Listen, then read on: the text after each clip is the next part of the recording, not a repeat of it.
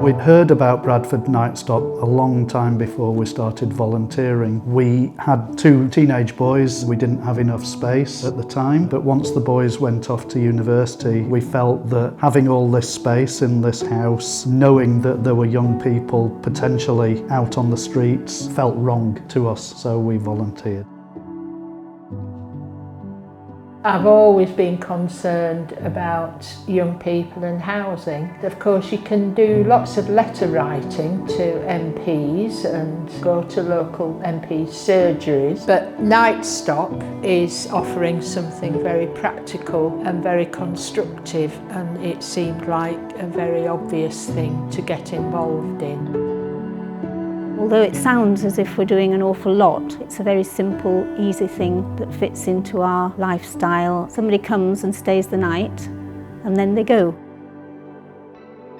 So this is the room that we use for a young person that's staying on Nightstop. We have some pyjamas on the bed and a dressing gown. We have spare bedding if they need it. We have spare clothes, toiletries, colouring books, word search. I got along with all of them. Like, they all made sure I was sleeping well, eating, and as one of them, they had a cross word search, and they let me have the word search because I was the word search champion. I was just flying through it so quick. We had this bathroom put in because it's a long way up from downstairs, and so that's often a really good plus, I think, for young people, that they have a private bathroom. So we'd always talk to a young person the night before about what the plan is in the morning. I think like at weekend, if it's a Sunday, we're more conscious that they won't necessarily have anywhere to go. So I think we're a bit more relaxed about what time they leave on a Sunday morning than we would do during a weekday when they might need to go down to housing. But we're very conscious that if we were too relaxed about it, it might confuse young people, because if we were very laid back about it and they go to another host, it's a bit more strict. Sure. So we try and be consistent, really. The hosts have all been really nice. They've always welcomed me with a smile, handshake, always made sure I've eaten. If I haven't eaten, they make me some food without any sort of hesitation. I say all the young people that have come to our home have been very respectful of our home. We explain things like we don't want anybody to smoke in the home, where all of them understand that and go outside to smoke, and just basic things like that. Inevitably, they feel quite anxious, but when they come in and they get something to eat, we sit down, have a chat, it works usually really well. Well, if people are scared, you can't tell them to unscare themselves. It's like telling people not to worry. But what you can say is that there's an awful lot of help and advice.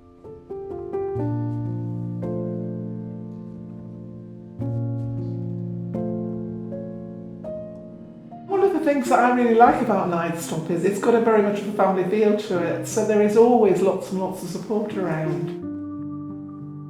You may not know what happens to them the next day, where they're going to go on to, but we know that we've sent them on somewhere where they're going to get a bit more support, somebody that can talk to them through their circumstances and hopefully, help them move on to the next stage in their lives. The advice I'm going to give you lot, young people, is either go to the Salvation Army or go to Terrence, age 16 and 25, and try to get somewhere to spend the night, because living on the streets is not good, especially at that age. Would you like to tell us a bit about the 16 to 25 project? It's the only independent young people's advice service in the area. We set it up because we saw a massive need after running a service for another organisation. We're into nearly our 16th year now, and we've possibly seen maybe 15,000 young people. Our main areas tend to be homelessness, housing, benefits, and a little bit of debt work. So basically a young person will come to see us at time of crisis. They may be homeless on that night, so we'll arrange for emergency accommodation, and then we'll look at their long-term options, be it supported housing, be it private rented. We'll also try and put in place any of the support services we identify or they ask for, help around substance misuse, mental health, education and training. We pretty much cover everything in that respect, so we like to take a holistic approach, if you like, and make sure the young person has got everything in place to move forward. There are safeguarding issues before the young person arrives at the house. There are police checks. There is also the ability to say no if you don't feel comfortable with that particular young person once you know their background.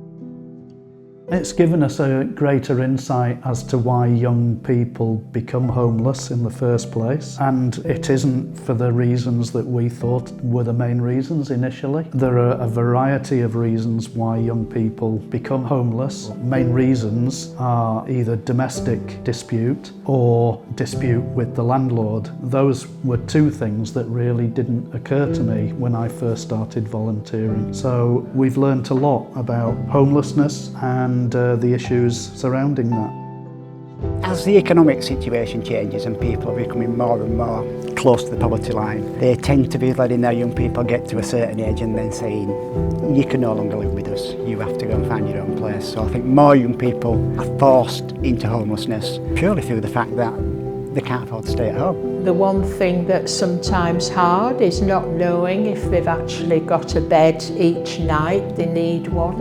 And they need to get out there and either try and find work or set up their own independent benefit claims and move into their own accommodation, basically. It's just into independent living.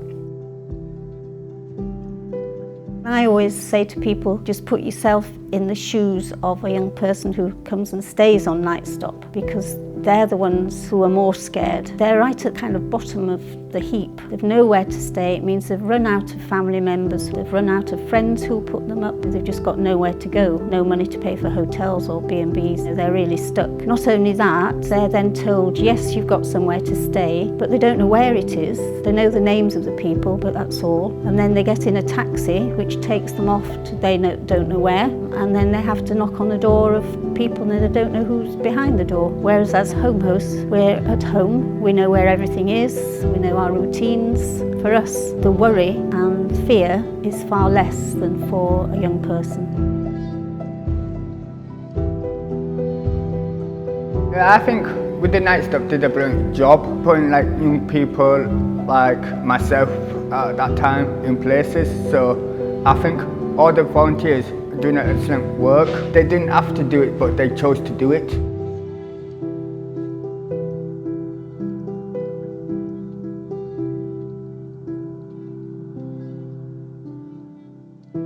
It's for me, if they leave the next morning knowing that they've had a good night's sleep and had a good meal and there's somewhere to send them off to, it's just that sense of playing a role. It's always been really important. That's why it's been here for as long as it has. But I think the situation these days for lots of young people for very different reasons is harder. It's harder for them to find somewhere. So it's crucial that Nightstop's there and that we have as many volunteers as we can have.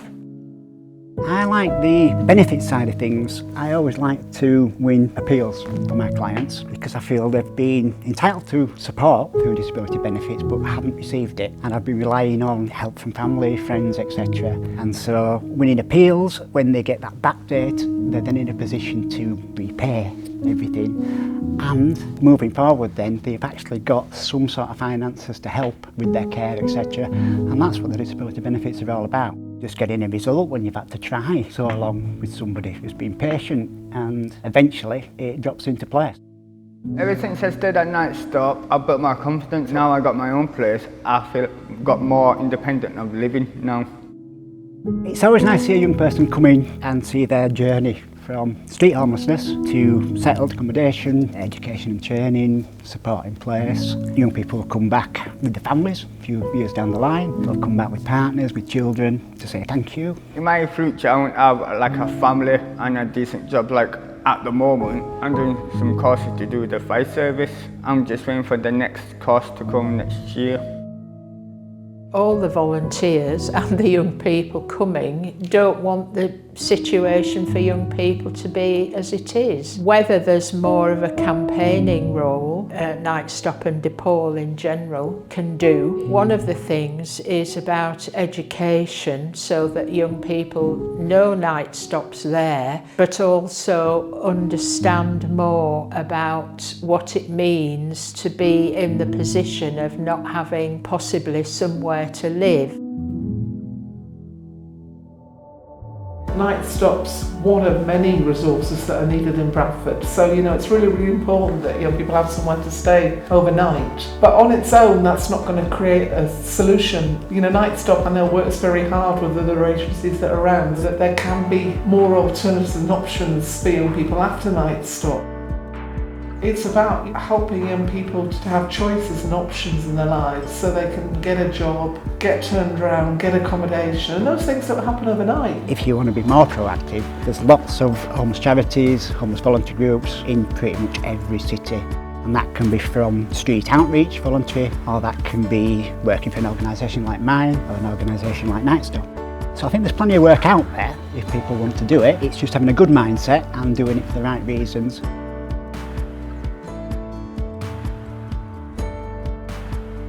Hosting is day to day probably the most important role. If you don't have hosts, then Bradford Nightstop scheme falls.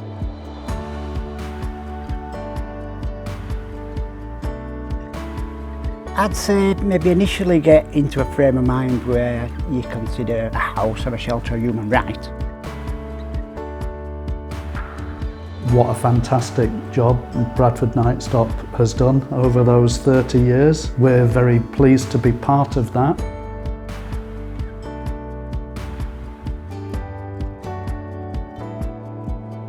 In an ideal world, Bradford Nightstop would not be required, but reality kicks in and unfortunately we are required, and hopefully we can give young people a safe place to stay until they get back on their feet again.